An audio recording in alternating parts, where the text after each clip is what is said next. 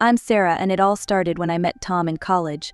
We were in different courses, but we hit it off right away.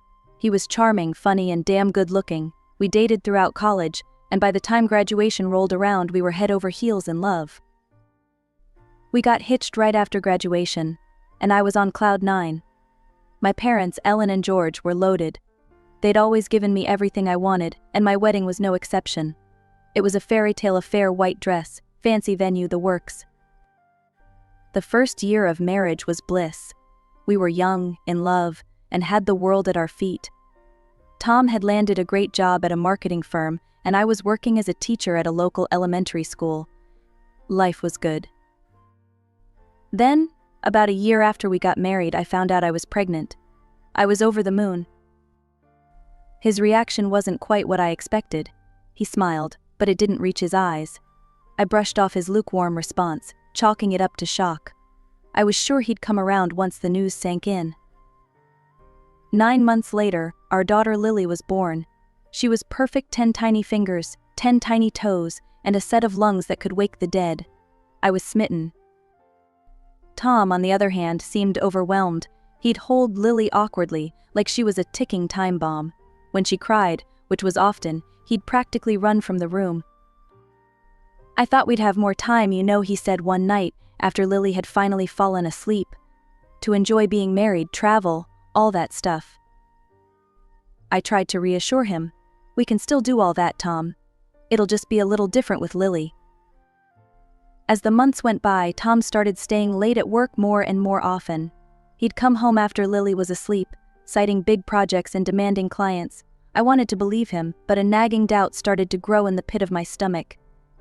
Friday nights became guys' night for Tom. He'd go out with his work buddies, coming home in the wee hours of the morning, reeking of booze.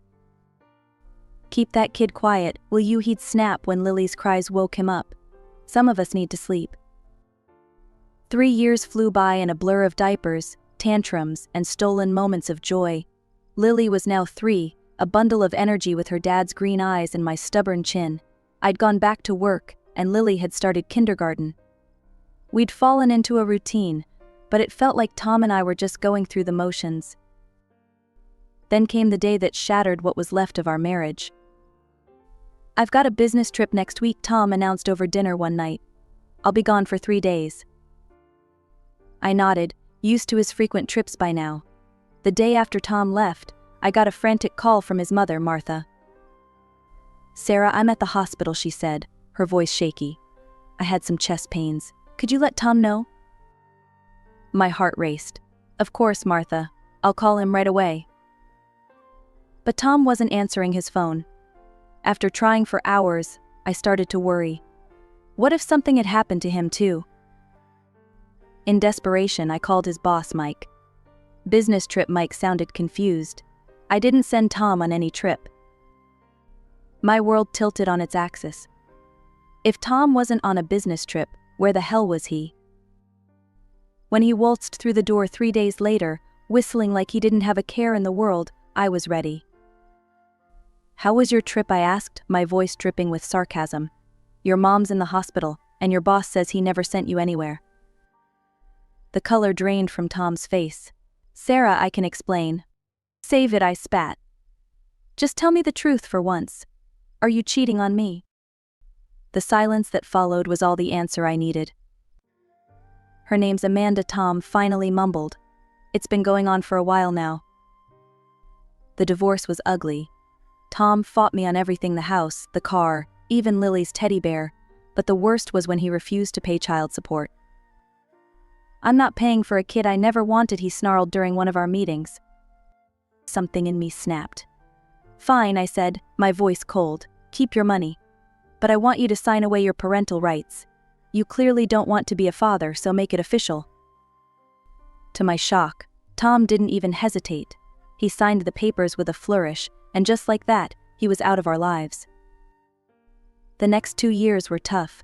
Tom's parents, bless them, helped out with Lily and gave us money when they could, but being a single mom was harder than I'd ever imagined. Then, when Lily was 5, I met Jack.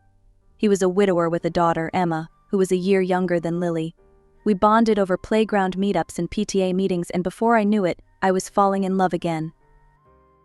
We got married in a small ceremony, with Lily and Emma as our flower girls. Watching Jack with the girls, I felt hope blooming in my chest for the first time in years. As time passed, our little family grew closer. Lily started calling Jack Dad and Emma called me Mom. It felt right, like we were always meant to be together. 3 years after we got married, our son Max was born.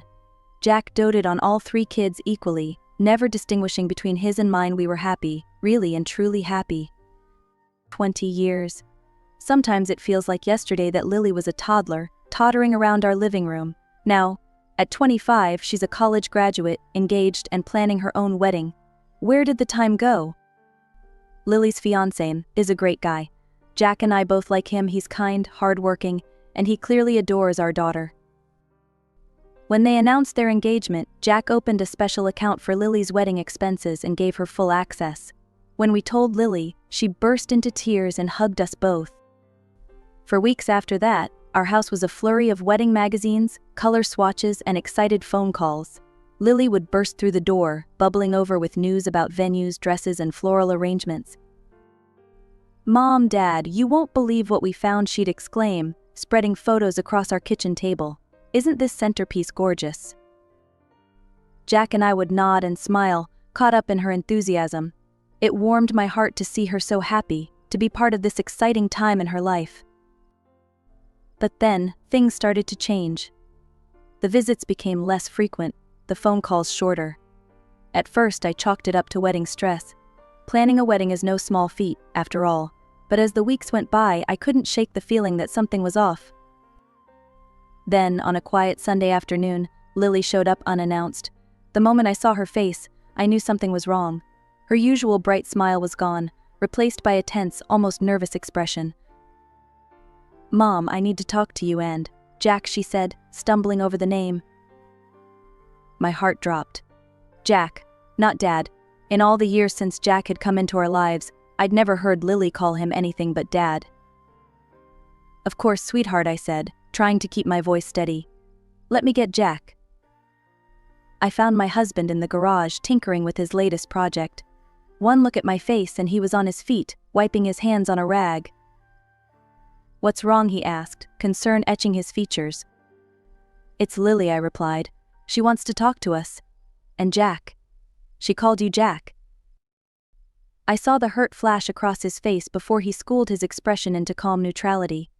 He nodded, took my hand, and together we walked back into the house. Lily was sitting at the kitchen table, her hands clasped tightly in front of her. Jack and I sat down across from her, our hands still linked under the table. The tension in the room was palpable, thick enough to cut with a knife. "All right, Lily," Jack said, his voice gentle despite the worry I could see in his eyes. "We're here. What did you want to talk about?" Lily took a deep breath, her eyes darting between Jack and me. "I met my biological father a couple of months ago. I was at Grandma Martha's and he showed up. We talked for hours. He's changed, Mom. He wants to make things right." I felt Jack stiffen beside me. "And what does this have to do with the wedding?" he asked, his voice carefully neutral. Lily's chin lifted, a stubborn set to her jaw that I recognized all too well. "He asked to walk me down the aisle, and I want him to." The silence that followed was deafening. I could practically hear the sound of Jack's heart breaking. "Lily," I said gently, "sweetheart, I know this is confusing. But Jack has been your dad since you were 5. Tom, he abandoned you. He signed away his rights." "He made a mistake," Lily's voice rose. "He's sorry now. He wants to fix things." Jack leaned forward, his face a mask of hurt and confusion. "Lily, I've raised you as my own for 20 years. I've been there for every scraped knee, every school play, every heartbreak. I thought I was your dad." "You are," Lily insisted, then faltered. "I mean, you're my stepdad and I love you. But Tom is my real father. It's my wedding, and I want him to walk me down the aisle." I saw the moment Jack's heart shattered. His face crumpled for a split second before he regained control. "Lily," he said, his voice thick with emotion, "I've always considered you my daughter. Not my stepdaughter. My daughter." "Well, I'm not," Lily shouted, jumping to her feet. You're my stepfather, not my real dad. This is my wedding, and I'll decide who walks me down the aisle." The front door slammed and Emma, Jack's biological daughter, rushed into the kitchen. "What's going on? Why is everyone yelling?" Close behind her was Max, our son, looking bewildered. "Mom? Dad? Lily?" I quickly filled them in, watching their faces change from confusion to anger. "How could you do this to Dad?" Emma demanded, glaring at Lily. "After everything he's done for you." Max nodded, his young face twisted with hurt. "Yeah, Lily. Dad's always treated us all the same. How can you say he's not your real dad?" Lily looked around wildly, her eyes filling with tears. "You don't understand. None of you understand." With that, she bolted from the house, the door slamming behind her. We all stood there in stunned silence. Jack's face was ashen, his eyes fixed on the spot where Lily had been standing. Emma moved to his side, wrapping an arm around him. Max joined them, and I watched as my family closed ranks around Jack. I moved to Jack's other side, taking his hand. He looked at me, his eyes swimming with unshed tears. "I don't understand," he whispered. "Where did I go wrong?" My heart broke for him. "For all of us. You didn't go wrong, Jack," I said firmly. "You've been the best father any of these kids could ask for. Lily's, I don't know what's gotten into her." As we stood there, our little family huddled together in the kitchen, I couldn't help but wonder how had things gone so wrong, and more importantly, how were we going to fix this? The days following Lily's bombshell announcement were tense. Jack and I kept expecting her to call, to apologize, to come to her senses. But the call never came. Instead, my phone started buzzing with notifications. Friends and family members sending me links, asking if I'd seen Lily's latest posts. With a heavy heart, I opened her social media page. There they were.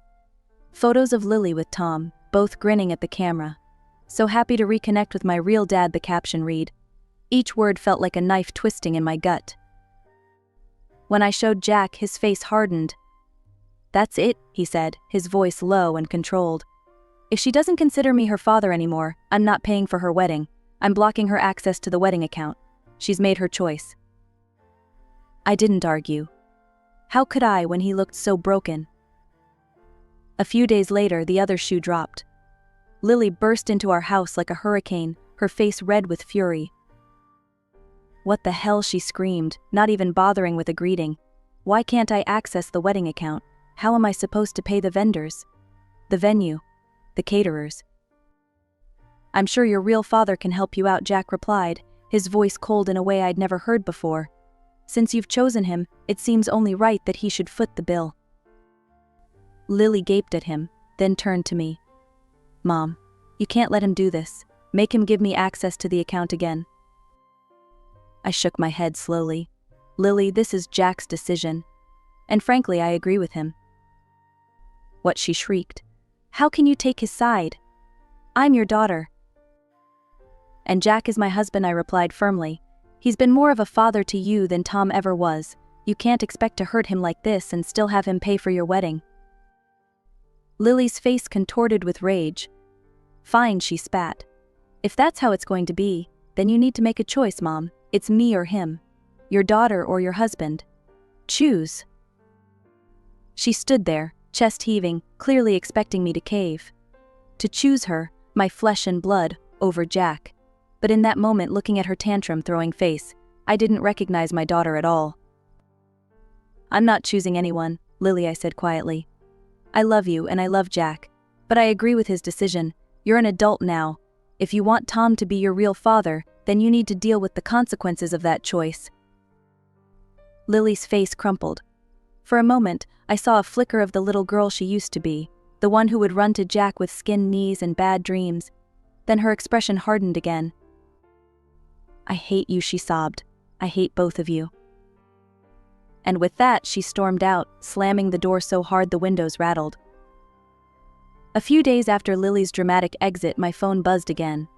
Another social media notification. With a sense of dread, I opened it. There was Lily, beaming next to Tom. The caption read, "Thanks to my amazing dad for funding my dream wedding." It's going to be the event of the century. P.S. Sarah, Jack, and kids don't bother showing up. You're not invited. I showed Jack, who just shook his head sadly. Where did Tom suddenly get all this money, he wondered aloud. I shrugged. Who knows, maybe he won the lottery. Either way, it's not our problem anymore. We tried to put it out of our minds to focus on our life and our other kids. But fate, it seemed, had other plans. A week later, there was a knock at our door. I opened it to find Martha and George, Tom's parents, looking worried and frazzled. Sarah, dear Martha said, wringing her hands. We need your help. I ushered them in, calling for Jack. Once we were all settled in the living room, George spoke up. We got a call from the bank, he explained. They're saying we've missed a loan payment. But we never took out a loan. The next day I found myself at the bank with Martha and George, piecing together a disturbing puzzle. Tom, it turned out, had taken out a massive loan using forged documents. He'd made his parents unwitting co-signers. I'm so sorry, the bank manager said, looking genuinely distressed. But unless the loan is repaid, we'll have to start proceedings against Mr. and Mrs. Johnson. Martha burst into tears. George looked shell-shocked. We'll figure this out, I assured them, even as my mind raced. How could Tom do this to his own parents? Back at home, I filled Jack in on everything. He listened, his face growing grimmer by the second. We need to call the police, he said finally. Tom's committed fraud. His parents shouldn't suffer for his crimes. I nodded, my heart heavy. Despite everything, I never wanted it to come to this. The next few days were a whirlwind. Police statements, bank meetings, more tears from Martha and George, and then, finally, the news we'd been dreading and hoping for in equal measure: Tom had been arrested. As the details emerged, the full scope of Tom's deception became clear. He'd taken out the loan not just for Lily's wedding, but to impress a new girlfriend. He'd been living large on borrowed money and forged signatures. The funds have been frozen, the detective informed us. We'll be seizing them as evidence. My thoughts immediately went to Lily. All that money she'd been bragging about, the lavish wedding she'd been planning, it was all gone. Fruits of a poison tree. That evening, as Jack and I sat on the porch, trying to process everything that had happened, my phone rang. It was Lily. Mom, she sobbed, her voice cracking. Everything's ruined. The money's gone. The wedding's off. What am I going to do? I closed my eyes, feeling a complex mix of emotions: sympathy, frustration, a tiny bit of vindication. But mostly I felt tired, so very tired. I don't know, Lily, I said softly. I really don't know. A few days after the phone call, Lily showed up at our doorstep. Her eyes were red-rimmed, her hair disheveled. She looked nothing like the radiant bride-to-be she'd been just weeks ago. Mom, Dad, she said, her voice small. I noticed she was calling Jack Dad again. I need your help. We invited her in, sitting around the kitchen table where we'd had so many family discussions before. Jack's face was a mask of calm, but I could see the turmoil in his eyes. The wedding's off unless we can find the money, Lily explained, her words tumbling out. I know I messed up. I know I hurt you. But please, can you help me? Can you give me the money for the wedding? I glanced at Jack. His jaw was set, but I could see the conflict in his eyes. Part of him wanted to sweep in and fix everything, like he always had. But we both knew we couldn't do that this time. Lily, I said gently, we can't just give you the money. Not after everything that's happened. But Lily started to protest, but Jack cut her off. We can't forgive you that quickly, he said, his voice firm but not unkind. Actions have consequences, Lily. You made your choice, and now you have to deal with the fallout. Lily's face crumpled. You don't understand, she sobbed. Ben is furious. He says I'm unstable, that I create drama. He's threatening to call off the engagement if we can't have the wedding we planned. My heart ached for her. Despite everything, she was still my little girl. I wanted to wrap her in my arms and make everything better, but I knew we couldn't. Sweetheart, I said, reaching out to take her hand. I'm so sorry you're going through this. But this is a problem you created, and it's one you need to solve yourself. "We love you," Jack added, his voice thick with emotion. "But we can't bail you out of this. It wouldn't be right, and it wouldn't help you in the long run." Lily looked between us, realization dawning in her eyes. We weren't going to cave. We weren't going to fix this for her. "Fine," she spat, yanking her hand away from mine. "I'll figure it out myself. I don't need you. Either of you." She stormed out, leaving Jack and me sitting in stunned silence. Weeks passed. We heard through the grapevine that Lily and Ben had gotten married at the city hall, with just a handful of guests present. We weren't invited. The night we heard about the wedding, I found Jack sitting on the porch, staring into the distance. "I feel like I failed her," he said quietly as I sat down next to him. I took his hand, squeezing it gently. "You didn't fail her, Jack. We raised her to be strong, independent, and responsible. Sometimes that means letting her face the consequences of her actions." "But what if we pushed her away for good?" he asked, his voice breaking. I leaned my head on his shoulder. "Every person in life faces situations where they have to make a choice," I said softly. "Sometimes those choices turn out to be wrong. That's what happened with Lily. But she's strong. She'll learn from this, and hopefully she'll find her way back to us." We sat there in silence, watching the sun set. Our family had been through a storm, and I knew we weren't out of the woods yet. But as I sat there with Jack, I felt a glimmer of hope. We'd weathered storms before. We'd weather this one too. 3 months after Lily's hasty City Hall wedding, I bumped into an old friend at the grocery store. As we caught up, she let slip something that made my heart skip a beat. "I heard Lily and Ben are having trouble," she said, lowering her voice. "Someone told me they're talking about divorce." I thanked her, my mind reeling. As soon as I got home, I filled Jack in. We debated for hours before finally deciding to reach out to Lily. To our surprise, she answered on the first ring. "Mom," her voice was small, reminding me of when she was little and had a nightmare. "Sweetheart," we heard. "Is everything okay?" There was a long pause, then a choked sob. "No, Mom. Nothing's okay." Jack and I invited her and Ben over. The next evening they sat across from us at the kitchen table, looking worn and defeated. "We can't stop fighting," Lily admitted, her eyes downcast. "Ben resents me for the wedding fiasco, for alienating all of you. His parents are furious that they weren't at the wedding." Ben nodded, looking miserable. "I love Lily, but I don't know if love is enough anymore." I took a deep breath, choosing my words carefully. "Marriage isn't easy," I started. "God knows Jack and I have had our rough patches. But divorce, that's a big step. Are you sure you've tried everything?" Lily burst into tears. "I'm so sorry," she sobbed. "For everything. Dad, Jack, I'm so sorry for what I said, for how I treated you. Mom, I'm sorry for trying to make you choose. I've ruined everything." Jack reached across the table, taking Lily's hand. "You haven't ruined everything, sweetheart.